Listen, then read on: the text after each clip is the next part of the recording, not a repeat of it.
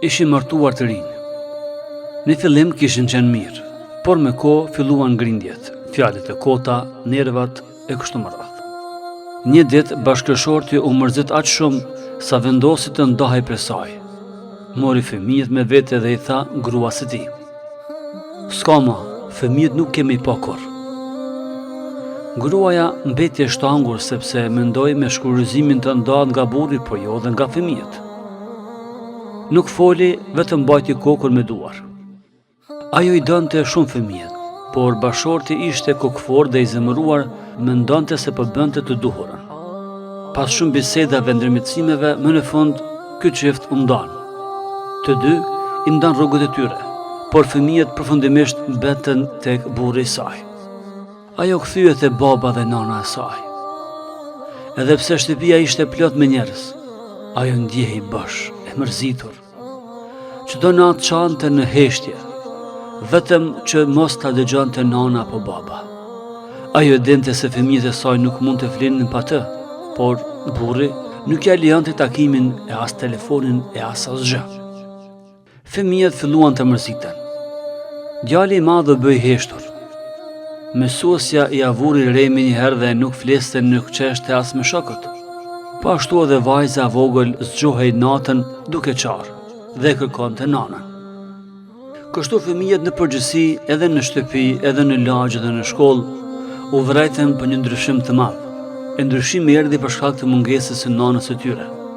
Gjë që burri u mundonte të o kompenzonte me praninë e tij, por nan nuk bënte askush. Kështu pas shumë bisedash me njerëz të cilët u munduan që të paktën të bëjnë një marrëveshje, u arrit një marrëveshje paqës. Gruaja kënguli të kërkonte të drejtën e saj, gjë që edhe u bë. Një kohë gjatë kaloi që ai nuk i pa fëmijët e saj. Ato e mori malli, nuk hante, nuk pinte, madje çdo natë i shihte fëmijët në ëndër.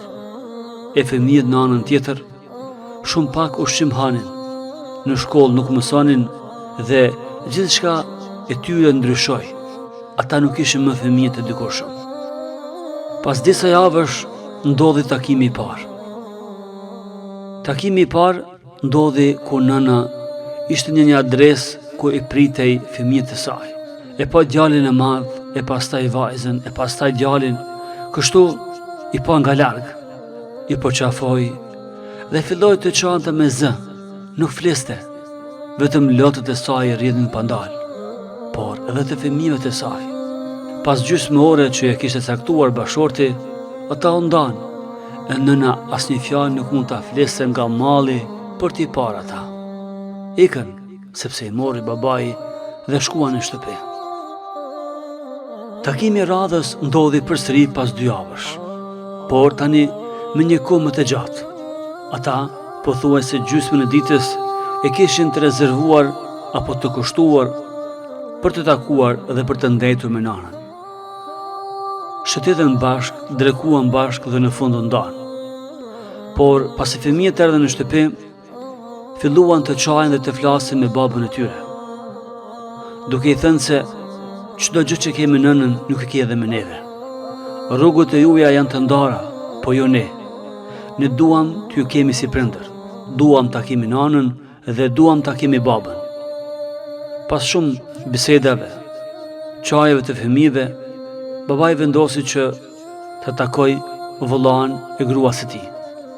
U takuan, biseduan dhe kështu fëmijët mbetën ata që ishin.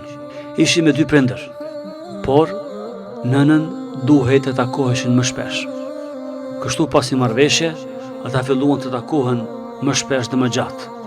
Por koha që kjo nën kaloi pa fëmijët e saj, ose duke i takuar shumë rrallë, ishte kohë e rëndë, kohë e cila atë e bëri ndryshe. Nuk fliste, vetëm çante, nuk hante dhe nuk pinte. Kjo është nëna, andaj kujdes ndaj nënave.